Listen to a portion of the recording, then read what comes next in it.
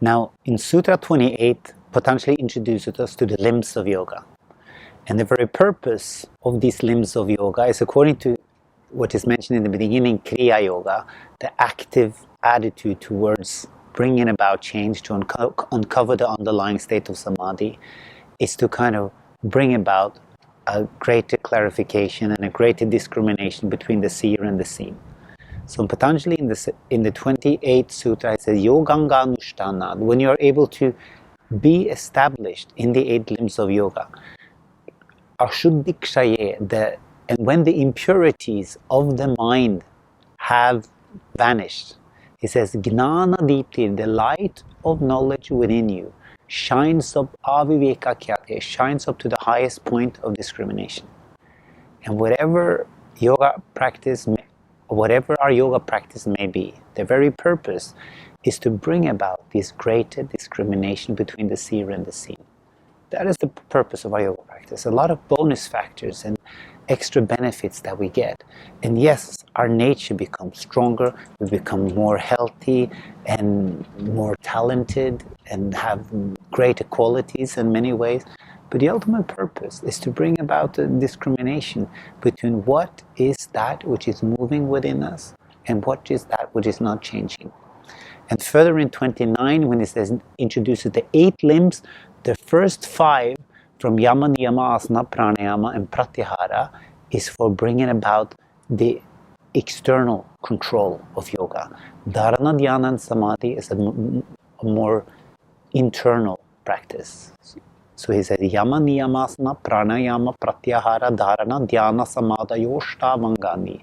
Samadhayaha is plural, and Ashtav Angani, the 8 limbs of yoga, are the first 5, Yama, Niyama, Asana, Pranayama, Pratyahara.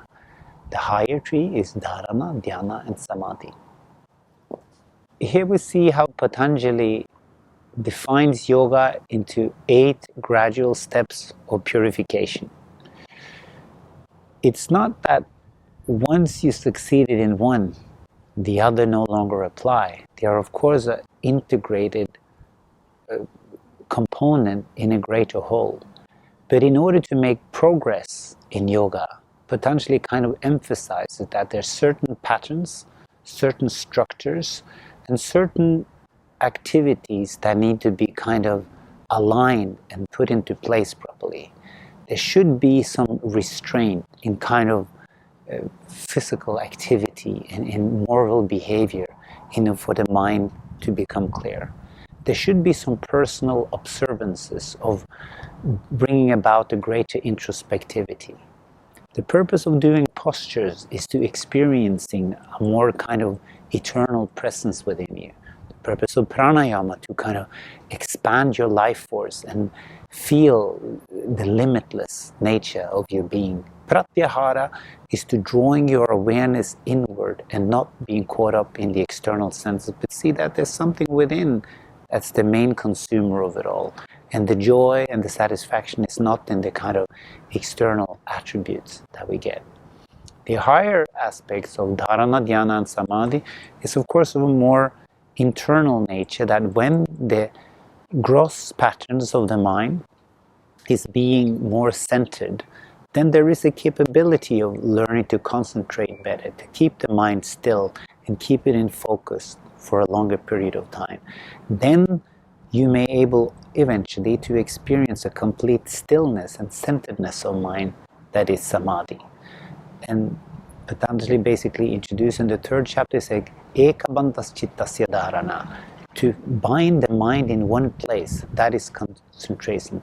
Tatra pratyekatanata dhyanam, when you can kind of keep that uninterruptedly, that is meditation. To sit and focus and contemplate on something unobstructed for a longer period of time. Tadeva matra nirbhasa swarupa shunyamiva samadhi. And when the very object of concentration shines out in its own luminous essence, without the coloring we make in our mind, without our projection, then we are in a state of samadhi. When our mind becomes pure like a crystal and see things as they are, without a kind of underlying fuss in our mind, then we can start to get deeper into the way things are. And that is the purpose of the 8 limbs of yoga, to bring us closer to the way things really are. Not to make our own fancies and our projections about things, but see things as they are. And as we fall into alignment with things as they are, the horizon within us becomes clearer, and a new dawn sinks within us, and we start to see things in a new way.